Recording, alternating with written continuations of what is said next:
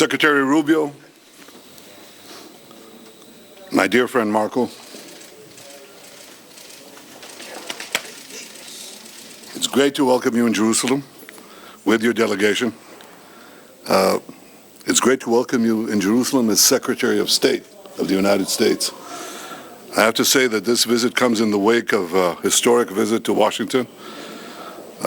I've said, and I'm going to repeat it again, because it's so true. President Trump is the greatest friend that Israel has ever had in the White House. And the visit in Washington reflected that in every way, and your visit here reflects it in every way. Throughout your political career, you've been a great supporter of Israel and a great champion of the U.S.-Israel alliance. I have no doubt that your unwavering support will continue during your tenure as Secretary of State. And I also have no doubt that you'll be a voice of clarity and courage on the world stage for the values that we in Israel, you in America hold dear, the values of freedom for all those who cherish liberty. You're already doing that, and I want to tell you that it's heard loud and clear here and everywhere else. Today, Secretary Roubiou and I had a very productive discussion with our staffs on a number of issues. None of them are more important than Iran. Israel and America stand shoulder to shoulder in countering the threat of Iran.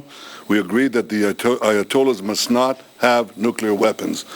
And we also agreed that Iran's aggression in the region has to be rolled back. Over the last 16 months, Israel has dealt a mighty blow to Iran's terror axis. Under the strong leadership of President Trump and with your unflinching support, I have no doubt that we can and will finish the job. We also spoke a great deal about Gaza.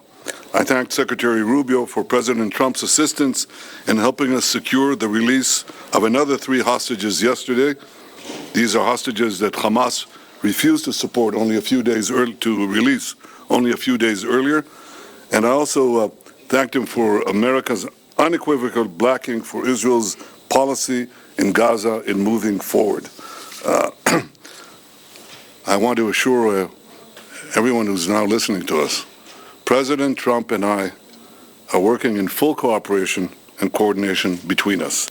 We have a common strategy, and we can't always share the details of this strategy with the public, including when the gates of hell will be opened, as they surely will if all our hostages are not released until the last one of them. Israel is determined to achieve all the war objectives we set after the horrific attack on October 7th, the worst attack on Jews since the Holocaust. We will eliminate Hamas's military capability and its political rule in Gaza. We will bring all our hostages home, and we will ensure that Gaza never again poses a threat to Israel. The unequivocal support of the United States on Gaza will help us achieve these objectives faster and set us on a path for a different future. Secretary Roubiou and I discussed President Trump's bold vision for Gaza, for Gaza's future, how we can work together to ensure that that future becomes a reality. We also discussed the situation in Syria after the collapse of Assad's regime, a collapse that was made possible by Israel's weakening of Iran's terror axis, especially the weakening of Hezbollah and the removal of Nasrallah. For over a decade before October 7th, Israel acted to prevent Iran from developing new terror fronts against us in Syria, right opposite the Golan Heights and deeper in Syria. And we conducted hundreds of airstrikes, perhaps 1,000, in order to prevent it, and we did. Now, if any other force in Syria today believes that Israel will permit other hostile forces to use Syria as a base of operations against us, they are gravely mistaken. Israel will act to prevent any threat from emerging near our border in southwest Syria. The Secretary and I discussed Lebanon as well. Israel is committed to the ceasefire understandings that were reached in November. We expect the government of Lebanon to be equally committed to their fulfillment. The scenes we saw this weekend in Beirut of UNIFIL forces being attacked by Hezbollah, this was not encouraging. The 2 UN resolutions that everyone refers to, 1559, 1701, well, they must be fully implemented. Hezbollah must be disarmed. And Israel would prefer that the Lebanese army do that job, but no one should doubt that Israel will do what it has to do to enforce the understandings of the ceasefire and defend our security. The Secretary and I also discussed how the many international institutions have been hijacked and turned into anti-American and anti-Israeli forums. We see that in the UN General Assembly, in the UN Human Rights Commission, where anti-Americanism is rampant, and more resolutions are passed about Israel than the rest of the world combined. And we see it especially in the lawfare that is being waged against America and Israel at the ICC, the ICJ, and elsewhere.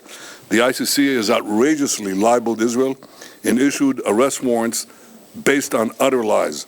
Like America, Israel is not subject to the jurisdiction of the ICC and does not accept the court's authority. Israel commends President Trump and his administration for restoring his executive order against the ICC and for moving quickly to sanction ICC officials. The Secretary and I discussed working together to formulate a common strategy to deal with the threat of lawfare and neutralize this threat once and for all. So these are some of the issues we discussed today. Believe it or not, there were more, many more. We can say that the Middle East today has many opportunities, many challenges, and we think we can realize the opportunities and also meet the challenges. And I have no doubt that working together, America and Israel will overcome the challenges and seize the opportunities. I have to say that I'm absolutely confident that under President Trump's leadership and working together with you, Secretary Roubiu, Mrko, the best days of our alliance are still yet to come. Welcome to Jerusalem. Welcome, my friend. Thank you, Mr. Prime Minister. It is an honor to be back here. I've been here many times before as an American visiting and then as a member of the United States Senate, but now for the first time as the Secretary of State of the United States, and it's an honor to be here. And it's an honor to serve in this role on behalf of President Donald Trump, who, as you've accurately stated, Mr. Prime Minister, is a tremendous friend of Israel. There's been no stronger ally for Israel in the White House than President Trump. He's also a man that speaks clearly and unambiguously and makes clear his views on issues. The first he's made clear is, and as you've pointed out, and the hostages need to come home, they need to be released, and you work in very close coordination with him. He's working in very close coordination, but with the Prime Minister and his government in ensuring that that happens. That must happen. It's not optional. And would add that that's a goal we share in common, and that is something we work on very closely together. The President's also been very bold about his view of what the future for Gaza should be. Not the same tired ideas of the past, but something that's bold and something that frankly took courage and vision in order to outline.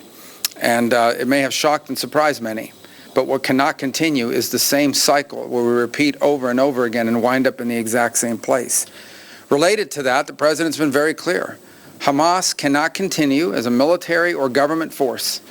And frankly, as long as it stands as a force that can govern or as a force that can administer or as a force that can threaten by use of violence, peace becomes impossible. They must be eliminated. They must be eradicated. On the broader issues that we discussed as well is the questions in Syria. And while the fall of Assad is certainly promising and important, if Syria replacing one destabilizing force for another is not a positive development. And that is something that we will watch very carefully as we seek to craft our own strategy with regards to how to approach the events in Syria. In the case of Lebanon, our goals are aligned and the same. A strong Lebanese state that can take on and disarm Hezbollah. The common theme in all of these challenges is Iran. It is the single greatest source of instability in the region. Behind every terrorist group, behind every act of violence, behind every destabilizing activity, behind everything that threatens peace and stability for the millions of people who call this region home, is Iran. And by Iran, I mean the Ayatollahs. By Iran, I mean its regime. A regime who, by the way, its people don't support. The people of Iran are victims of that regime. And so I think it's important to constantly point that whether we talk about Hamas or we talk about Hezbollah or we talk about violence in the West Bank or we talk about destabilization in Syria or we talk about any of these issues, the militias in Iraq, they all have behind them one common theme, Iran. And that must be addressed. And there can never be a nuclear Iran. A nuclear Iran that could then hold itself immune from pressure and from action. That can never happen. The President's been clear about that as well. And so I close where I began by reiterating our strong support for our allies, very close allies and partners here in Israel, to the people of this great country, for whom we have tremendous love and respect for everything you're facing, have faced, and continue to face. It is an extraordinary story of bravery. A nation founded in the ashes and in the aftermath of a horrifying crime against humanity, stood from its very inception, from the very day of its birth, against threats from every angle and every corner, and has served as an example to the world of a pluralistic society, a free enterprise democracy, and one that if there were more Israels in the Middle East, more countries like that, the world would be a safer and a better place. And this is what we hope for the region and for our planet. A nation that's always sought peace, but will not allow itself to be intimidated or destroyed by its enemies. And on that front, you can always count on us, as long as I'm in this position and President Trump is in the White House. So thank you.